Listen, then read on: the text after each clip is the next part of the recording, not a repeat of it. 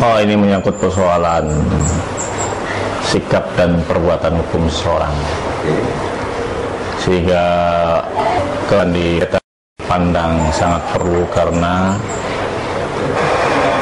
menyangkut daripada kekuatan hukum dan kepercayaan seorang terhadap suatu sikap dan perbuatan itu sendiri. Dan justru bahwa notaris itu menciptakan dan menjadikan suatu perbuatan seperti dalam pembuatan sertifikat yang sebenarnya itu adalah perbuatan para pihak yang telah dilakukan dalam lingkup notaris. Jadi ada pihak kedua, ada pihak pertama, dan disahkan oleh notaris dan dibukukan oleh BPN. Sebenarnya perbuatan itu telah dilakukan oleh notaris. Dianalisis hukumnya seperti itu.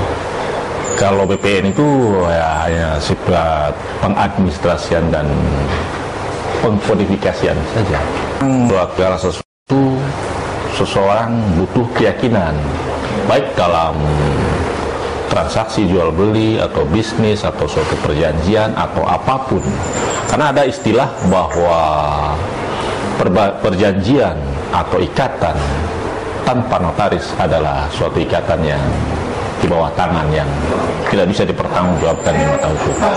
Dari tahapan pada yang dilakukan oleh notaris, hakim sendiri tidak bisa untuk putusan dari apa notaris lakukan notaris itu, hakim tidak bisa menilai. Kalaupun ada persoalan tentang perbuatan notaris di dalam akta-akta, itu dalam para pihaknya hanya sebatas turut tergugat. Yang ada sifat turut tergugat itu adalah penggugat pasif. Itu kan punya undang-undang tersendiri. Jadi perbuatannya juga berstandar daripada undang-undang. Jadi melekat ketika ada suatu akad, itu tanda tangan notaris adalah pengesahan dari apa yang dilakukan oleh para pihak. Jadi yang ditangani oleh notaris adalah penandatangan yang berdasarkan undang-undang, apapun itu, baik dalam akad jual beli atau perjanjian atau apapun. Jadi dikuatkan oleh undang-undang, seperti undang-undang yang lain.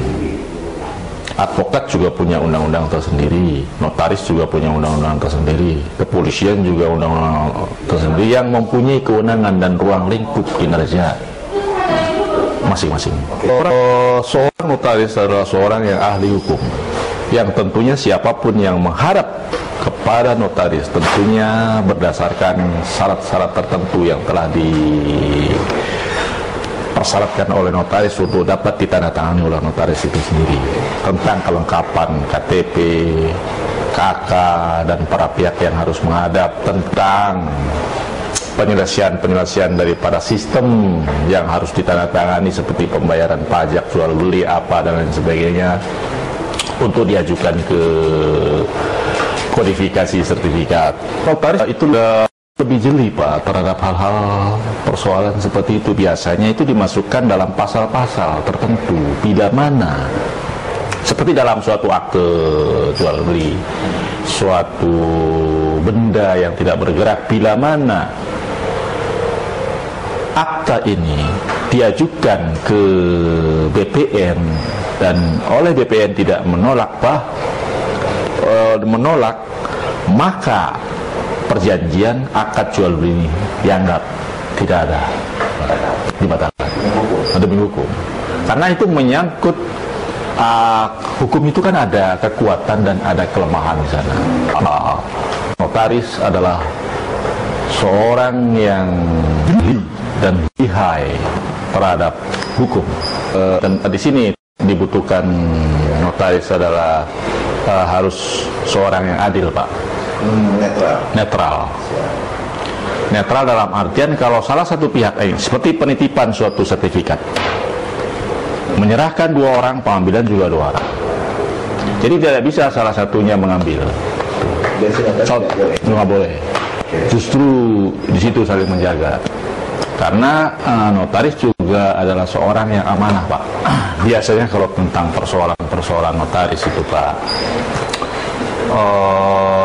biasanya di dalam internal kantor notaris itu sendiri, yang dalam hal ini notabene adalah karyawan notaris itu sendiri, Pak, seperti pemohon tanda tangan, cap notaris yang ganda dan lain sebagainya. Jadi di sini juga notaris juga harus penuh dengan kewaspadaan, Pak. Waspada terhadap eksternal dan waspada terhadap internal notaris kantor itu sendiri, Pak. Pengawasan dan pengawasan daripada kinerja karyawan, Pak. Kadang-kadang itu kan si klien-klien para pelanggan itu langsung ke karyawan. Nah, karyawan juga mempelajari tentang langkah-langkah notaris, tentang rahasia-rahasia notaris, apa dan sebagainya. Sehingga juga terkadang karyawan juga hampir sama dengan notaris itu sendiri.